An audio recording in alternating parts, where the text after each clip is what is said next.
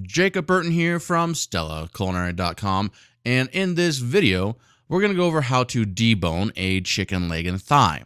Now you want to start by placing the leg and thigh skin side down, flesh side up, and your initial cuts are going to be shallow slices directly on top of both the thigh bone and the leg bone, coming down at a 90-degree angle, and this is just to expose the leg and thigh bone.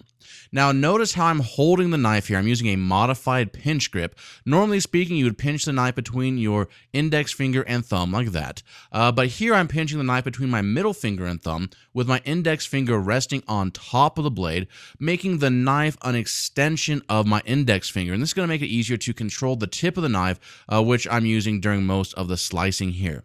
Now you want to work the knife down along both sides of the leg and thigh bone, and then once you expose the top of the thigh bone enough to where you can slip your knife cleanly underneath it, you want to do that and then cut outwards to detach the flesh. Now anytime you're making a knife movement like that where you're detaching flesh from the bone, you always want to flex your knife or angle your knife edge towards the bone, so that way you're only going to cut the bone. You're not going to actually cut the flesh, and that's what's going to give you a nice even flesh without any chunks missing. Now we're going to do the exact same thing on the leg end, where we're going to expose the leg bone all the way down to that bottom joint.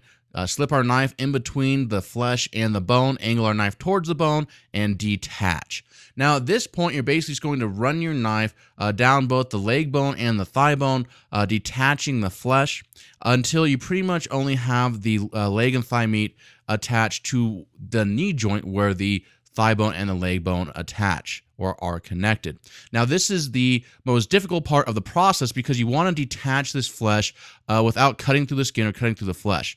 So you see here I'm kind of bundling the meat into one hand while I'm running my knife along either side of the joint and just taking my time making shallow strokes and readjusting my knife angle around the joint until I can detach the meat.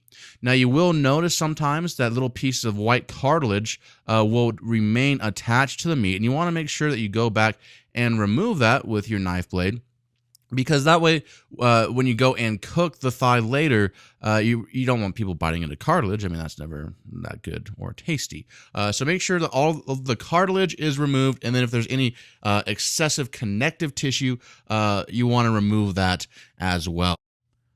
Now from this point, there's any number of applications that you can use your boneless leg and thigh for. You can stuff it, you can roll it. Currently right now at Stella, we're actually sandwiching it with another leg and thigh, using a meat enzyme to hold it together as a binder, and then we're cooking it sous vide, and that's actually a video that we have in the works right now.